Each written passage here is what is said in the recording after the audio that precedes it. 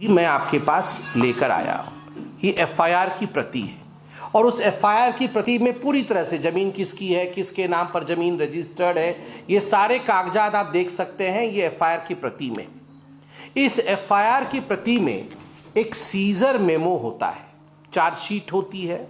FIR के बाद chargesheet करती है पुलिस, और एक सीजर मेमो कि क्या क्या हमें स्थान पर मिला है, क्या क्या गड़बड़ियां हुई हैं, यह सब पुलिस लिखती है और इसका एक रिकॉर्ड रखती है।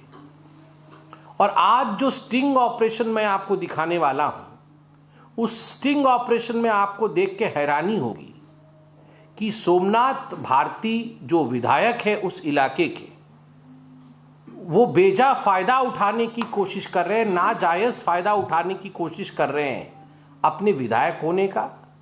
और जो इन्वेस्टिगेटिंग ऑफिसर, जांच अधिकारी है, उस जांच अधिकारी को हिदायत दे रहे हैं कि तुम चार्जशीट दाखिल होने से पहले जो सीजर मेमो है उसको फाड़ दो।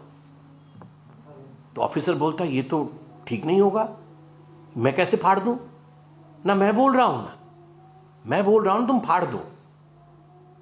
तो ऑफिसर बोलता है देखिए ये केस बड़ा पेचीदा है, इसमें आपके व्यक्ति ने जो काम किया है उसने बड़े ही घटिया क्वालिटी का काम किया है। मतलब उसने भी एक काउंटर एफआईआर दिया होगा, उसने भी कुछ कागज इत्यादि सबमिट किए होंगे, तो वो सब फॉर्जरी के हैं, वो सारे फॉर्जरी के हैं और साफ साफ मालूम पड़ रहा है फॉर्जरी के।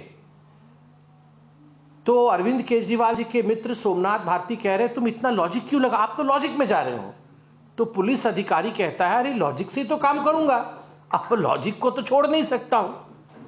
तो पुनः ये कहते हैं तुम वो लॉजिक भी छोड़ो, मेरे कहने पर काम करो, एक काम करो फीस लो और बात को भूल जाओ। आप सोचिए, एक विधायक ये कह रहा है जांच अधिकारी से कि तुम रिश्वत लो और बात को भूल जाओ, उसे दबा दो, और ये पब्लिक डोमेन में या पब्लिक अकाउंट में नहीं आनी चाहिए ये कागज। तो जो जांच अधिकारी है वो कहता है कि देखिए अगर मैं चार्जशीट फाइल करता हूं और ये सारी चीजें फाइल हो जाती हैं तो ये तो पब्लिक डोमेन में आ जाएगा। तो कुछ समय के सकपका जाते हैं सोमनाथ भारती और कहते हैं ये पब्लिक डोमेन में आए उससे पहले एक काम करो, आप मेरे व्यक्ति को मेरे पास लेके आ जाओ।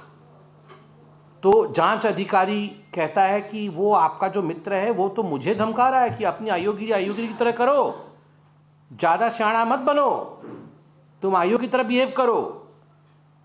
तो सोमनाथ जी बोलते यही तो यार उसकी गड़बड़ी है, थोड़ा बोलता ज्यादा है मगर उसे बचाना है, थोड़ा बोलता ज्यादा है वो मगर उसे बचाना है, तुम उसे मेरे पास लेके आ जाओ, हम तीनों बैठ जाएंगे।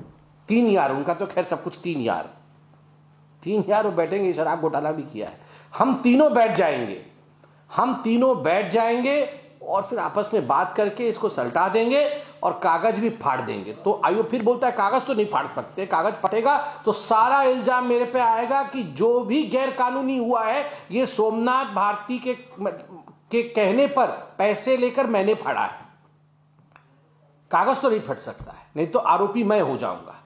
तो सोमनाथ भारती कहता है कि ठीक है ऐसा करेंगे ना, मैं लिखवा के कागज में चुपके से रखवा लूंगा कि कागज मैंने फाड़ने के लिए कहा है और इसको पब्लिक नहीं होने देंगे, आप फीस ले लो और कागज फाड़ दो।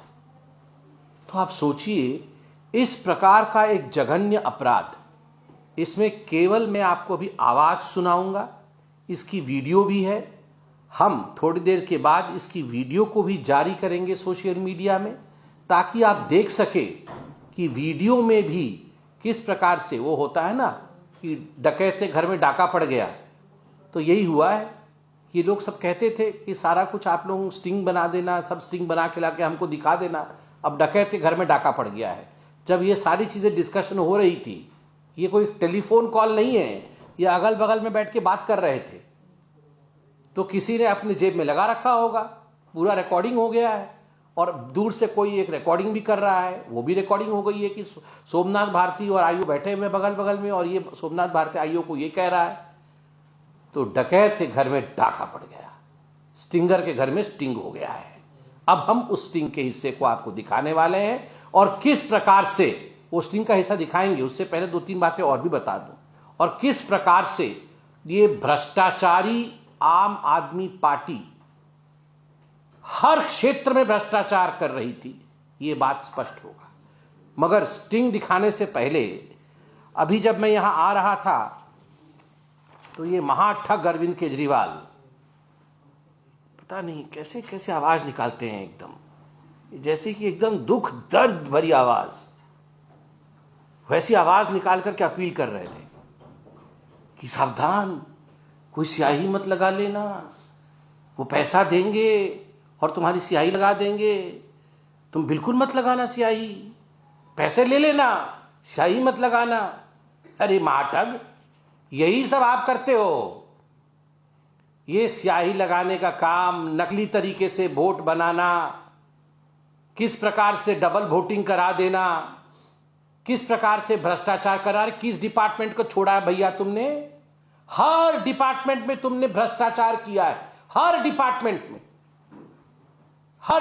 और इलेक्शनरिंग में भी पैसा, घपला, शराब, सब कुछ आपने किया है।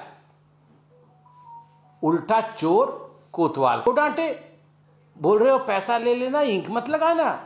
अरे इंक लगाएगी जनता, जनता इस बार चेहरे पर कालिख लगाएगी, याद रखना। घोटालेबाजों के चेहरे पर कालिख लगेगा। और नंबर 2, जुग्गी वालों को बड़ी ही मतलब पता नहीं कहां से खुद शीश महल में रहकर ऐसी एक्टिंग जैसे कि जुग्गी में रहते हैं। वो शीश महल की फोटो अगर किसी जुग्गी वाले ने, मेरे भाई ने देख लिया तो कोई जन्म में वो वोट नहीं करने वाला अरविंद केजरीवाल को। वो पूरी वीडियो तो मैं भी देख नहीं पाया, वो 10 मिनट की वीडियो थी, मैं भी देख देख के आंख फटा रह गया। मतलब हर सीढ़ी के नीचे सोफा, सोफा के नीचे सीढ़ी, सीढ़ी के ऊपर फिर सोफा, मतलब सोना, मिनी बार, क्या क्या है भगवान जाने। फिर वो जुग्गी वालों का अपना बन के एकदम पेट के अंदर से आवाज निकाल के अपील कर रहे हैं कि हमारी सरकार नहीं बन रही, वैसे भी उनकी सरकार, हमारी सरकार नहीं बनी तो जुग्गी हट जाएगा। 20 राज्यों में सरकार है भारतीय जनता पार्टी की, 20 राज्यों में। कोई एक राज्य कह दे कि कहीं से भारतीय जनता पार्टी ने जुग्गी वालों को हटा दिया हो। प्रधानमंत्री नरेंद्र मोदी जानते हैं जुग्गी में रहने का दुख क्या होता है। बिजली देना, पानी देना घर घर नल के माध्यम से, गैस सिलेंडर देना, जुग्गी में रह रहे हर मां के अकाउंट में 2500 रुपए भेजना। जुग्गी जहां, नरेंद्र मोदी वहां। जहां जुग्गी खड़ी है, जहां गरीब खड़ा है, वही नरेंद्र मोदी खड़े हैं। हम डट के बोल रहे हैं, जुग्गी वालों डरना मत। किसी के हाथ में दम नहीं जो आपकी जुग्गियों को छुएगा। आपके साथ मां लक्ष्मी खड़ी होंगी। जैसे नरेंद्र मोदी जी ने परसों कहा था कि मां लक्ष्मी का आशीर्वाद गरीबों को एवं मध्यम वर्ग को मिलेगा, और कल करके दिखाया। हम सब टैक्स के नेट से कल बाहर निकल गए। लगभग 87% भारतीय अब टैक्स नहीं देंगे। आप चिंता करके देखिए, इतना बड़ा विषय नरेंद्र मोदी जी ने कर दिया है। मां लक्ष्मी जुग्गी वालों के साथ खड़ी थी और खड़ी रहेंगी।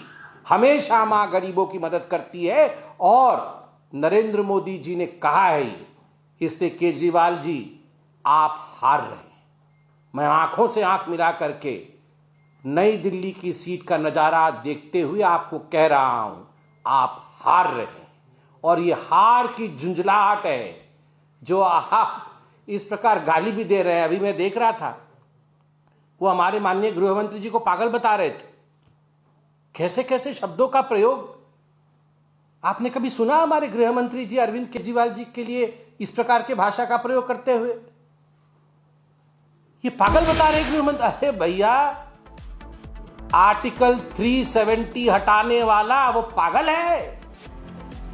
इस देश में जिस प्रकार से आज गृह मंत्रालय काम कर रहा है, जिस प्रकार से नक्सलवाद समाप्त हो रहा है, आज कहीं नक्सलियों का आतंक नहीं है, वो पागल है।